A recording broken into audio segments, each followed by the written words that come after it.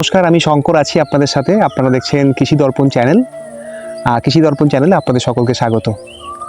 সকলকে শুভ নববর্ষের প্রণাম এবং শুভেচ্ছা জানাচ্ছি। আজকে মূলত আমি একটি পাটের জমিতে এসেছি। তো এই সময় পাটের জমিতে যে মূল সমস্যাটা দেখা যায় সেটা হলো ঘাসের সমস্যা। তো আপনি আপনার জমিকে কি করে ঘাস দমন করবেন, পাটের যেন ক্ষতি না হয় সেইভাবে। কারণ হলো পাটের জমি যদি আপনার নিরাতে হয় সেক্ষেত্রে যথেষ্ট খরচ সাপেক্ষ এবং এখন তো জোন পাওয়াও খুব মুশকিল।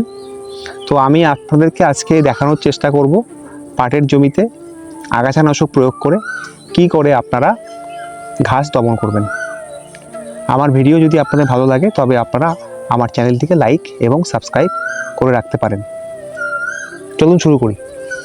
পাটের জমিতে আপনারা এই সময় যেই আগাছা নাশকগুলি ব্যবহার করবেন সেগুলো আমি আপনাদেরকে সামনে তুলে ধরছি এবং আমি আপনাদেরকে দেখিয়েও দিচ্ছি কতটা পরিমাণে আপনারা ব্যবহার করবেন।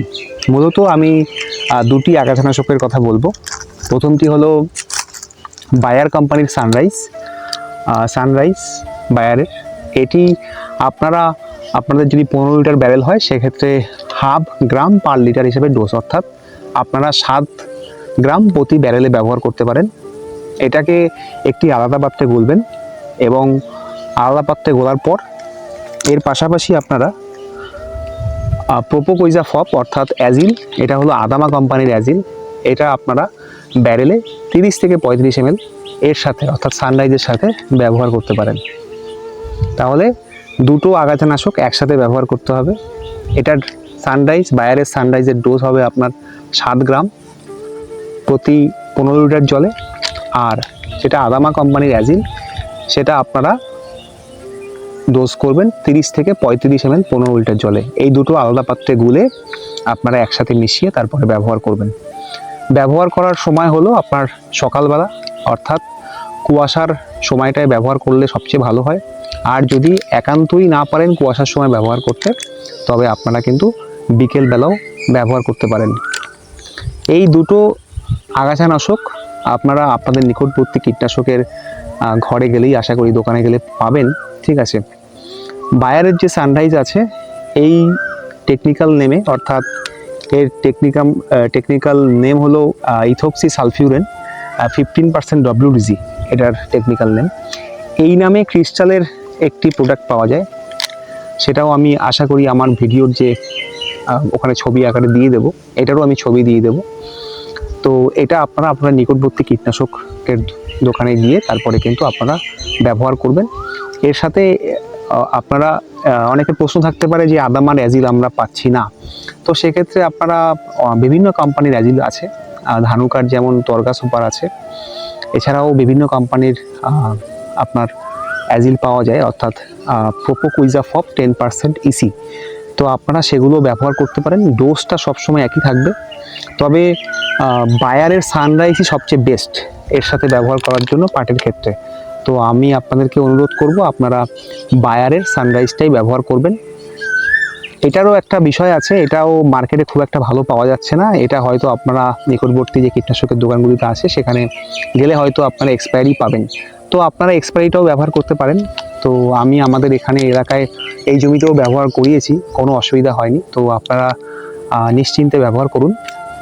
শর্ত আপনাকে অবশ্যই সকালবেলা আপনার জমিতে স্প্রে করতে হবে। এখন তো যথেষ্ট গরম রয়েছে, তাই গরমের সময় দুপুরবেলা গিয়ে কেউ স্প্রে করবেন না, তাহলে কিন্তু ক্ষতি হওয়ার সম্ভাবনা প্রবল থাকবে।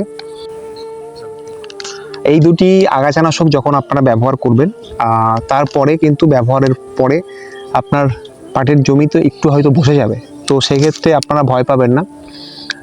এই দুটি আগাছানাশক একসাথে ব্যবহার করার 7 থেকে 10 দিনের মধ্যে আপনারা সাই পাওয়ার প্লাস পাওয়া যায়, আমি সেটারও একটা ছবি আমার ভিডিওতে দিয়ে দিচ্ছি। সেটা আপনারা 30 ml করে ব্যবহার করতে পারেন।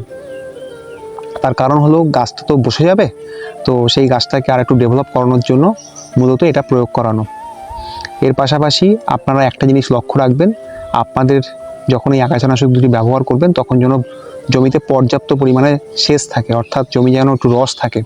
রস না থাকলে কিন্তু এই ধরনের আগাছানাশক খুব ভালো কাজ করবে না। তো এই ব্যাপারটা আপনারা নিশ্চিত করবেন।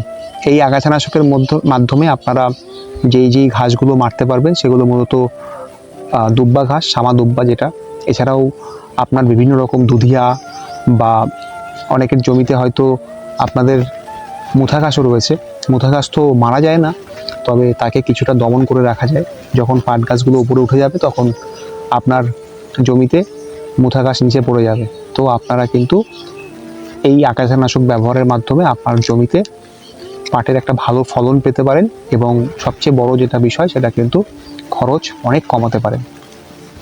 আজকের ভিডিও মূলত এইটুকুই। যদি আমার ভিডিও আপনাদের ভালো লাগে তবে আপনারা আমার চ্যানেলটি লাইক এবং সাবস্ক্রাইব করে রাখতে পারেন। এর বাইরেও যদি আপনাদের চাষবাস সংক্রান্ত কোনো প্রশ্ন থাকে বা পাটে আপনারা কী আগাছানাশক দেবেন বা কী ছত্রাকনাশক প্রয়োগ করবেন বা কীটনাশক কী প্রয়োগ করবেন, এই বিষয়ে কোনো প্রশ্ন থাকলে আমি আমার ফোন নাম্বারটি ডেসক্রিপশান বক্সে দিয়ে দেবো, সেখানেও আপনারা ফোন করে যোগাযোগ করতে পারেন। সবাই ভালো থাকবেন, সুস্থ থাকবেন। ধন্যবাদ।